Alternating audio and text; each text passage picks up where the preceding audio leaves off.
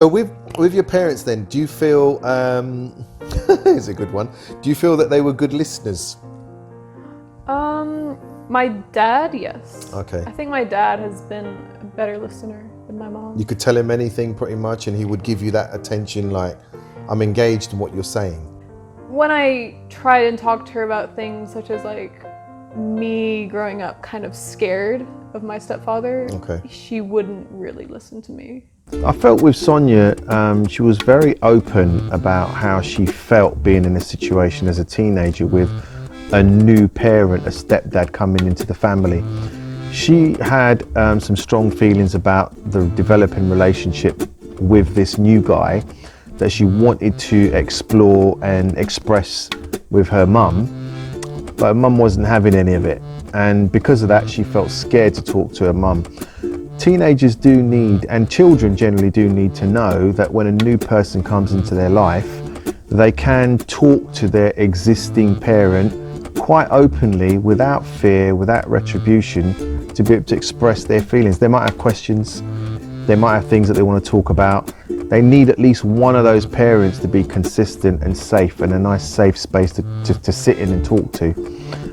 It didn't seem to me like Sonia felt that she had that from her mum, and that would definitely affect their relationship later on.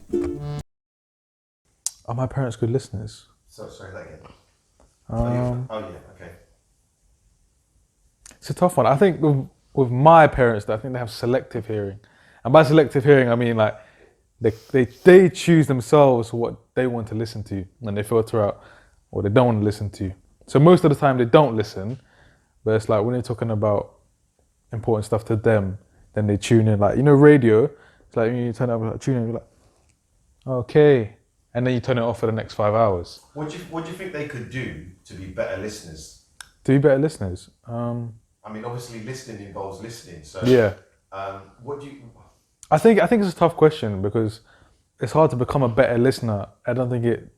Okay, I think it stems from. So let's put it this way: do you think that their lack of listening is because they are not good listeners, or because they're just not listening to you? That's what I was gonna say. I think anyone can be a good listener, but it takes interest. You have to be interested in what you're listening to, and you have to want to listen to what people are saying. Maybe especially like maybe fathers and sons could afford to be more like physically affectionate with each other. Okay. Even though society says That's not always like that like they shouldn't, or Yeah, that like yeah. or like men shouldn't show affection that way towards their Okay. fathers or Is that different members. for women? Like, it's okay for women to It's show definitely easier. I think maybe like some women do have sort of issues with kind of like physical affection showing their children. I mean, my mom and I weren't ever really touchy either. Okay. I think maybe if I had a kid, I would be a lot more physically affectionate more. with them.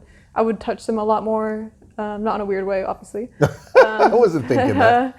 But I would just, yeah, because there's so much in physical touch that you can, that's just irreplaceable. We need it. I think we need it. We really do need it, We and do. I think the world has conditioned us not to think that way. It's trying to. It's trying to. Are my parents good listeners? No.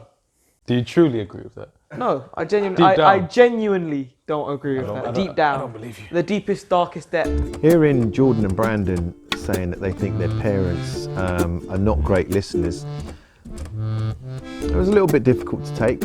I've got to take it on the chin.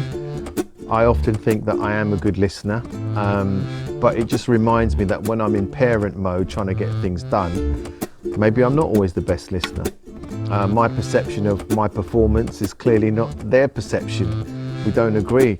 So there's something for me to be taken out of that. I need to learn from that and learn to be a better listener. It's difficult. It's very, very difficult to be a good listener as a parent, because you've got your mind very focused on what it is that you want to get out of the day, the situation, your lives, and you just want them to sort of toe the line. Listening means having to take their opinions into account, having to accept the fact that you're in a relationship with them, because you would listen to your partner. You'd have to, otherwise they'd leave you. You know, your kids ain't going to leave, and when they do, you'll probably celebrate. So the fact that they're there and have an opinion means they do need to be listened to. So I'll take that on the chin, and I will have to do a better job. So anything that I had to say, maybe deep personal issues that I'm going through, you know. You get into it. Yeah, they would show that they're listening by first and foremost not interrupting. Okay. Like they're just sitting there taking it all in, and they would be making the appropriate body language. Okay. Sometimes they would ask me pause and ask me questions to, you know, clarify what I'm saying, and that shows that they're hearing me. And this is within your like some of your foster parents. Foster parents, yeah, not really mine. Not your not my blood biological. parents, no. Were they good listeners? Do you think your parents were good listeners? It's a hard one because I would think that they're not. No, my mum was always a good listener though. Okay. Yeah, I mean, obviously, as a kid, you don't really talk too much because you're only getting really used to the whole idea of kind of opening up and stuff. And how far you should open up. Yeah. So it's sort of trial and error, isn't it? Exactly. If you open up too much, there could be repercussions. So you're not always sure exactly what to let go. And I think, I don't know whether it's different as maybe your sisters, if you compare. Do you think they would talk more openly about things as being girls, or do you think you as a guy maybe would hold on to things a little bit more? Oh, definitely. Yeah, for sure. And I think that's true for most guys. Yeah. I mean, I have my own kind of views about it. About the, you know, kind of, I quite lean to like more masculine kind of roles. Okay. So I definitely think that as a boy, growing up, you're definitely play it close to the chest. Yeah. But in the same breath, like you say, I felt like I had a healthy family life. So it wasn't like I couldn't if I wanted to. Yeah, and you had a lot of girls around you as well, growing up as well. Go. Is it sometimes because teenagers as well, the things that they're talking about, because the generation gap maybe a little bit, like when you're talking to your parents, it's almost like you're talking to someone from a different generation. Does that come into it at all, or is it just, or that has got nothing to do with it? Yeah, I guess you can see that they'll just think,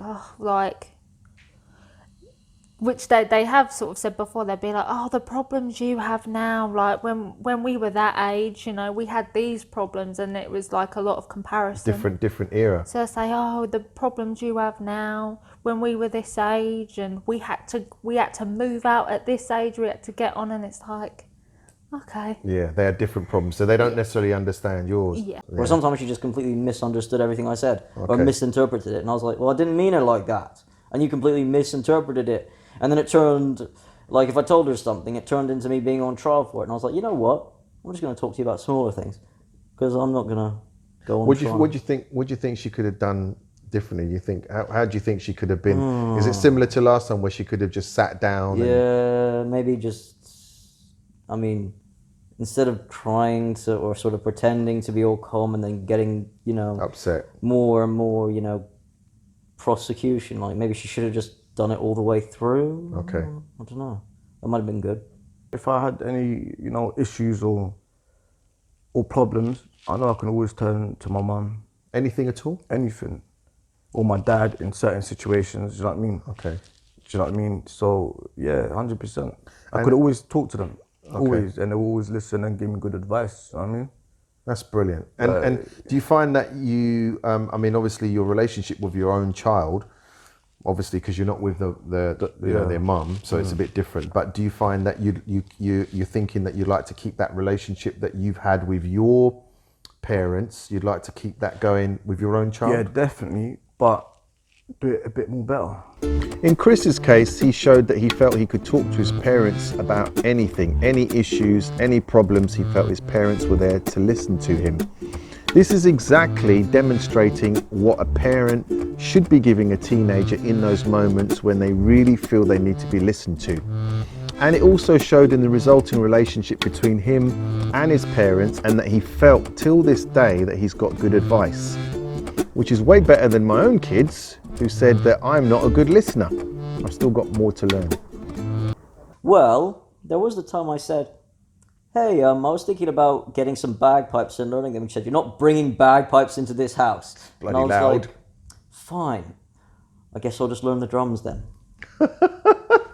She didn't want the noise, man. That's what it was. Parents don't really like that. They don't want. There's things they don't want. They don't want you to make noise. They don't want you on your phone all the time. Yeah. They don't want you up late. No. They don't want you bringing weird people home. There's a lot of things they don't want. No. Zach's story illustrated very clearly that parents need to be good listeners. As if they didn't have to do enough already, they also have to be very good at listening. And listening is a bit of a skill. It's not just waiting for your turn to speak, it's actually absorbing what the other person's saying. And Zach made it quite clear that his mum wasn't doing that because she was misinterpreting a lot of what he said, which made it very, very difficult for a decent, productive conversation to take place. So listening is a good, important skill. We probably need to practice it a little bit to get it right.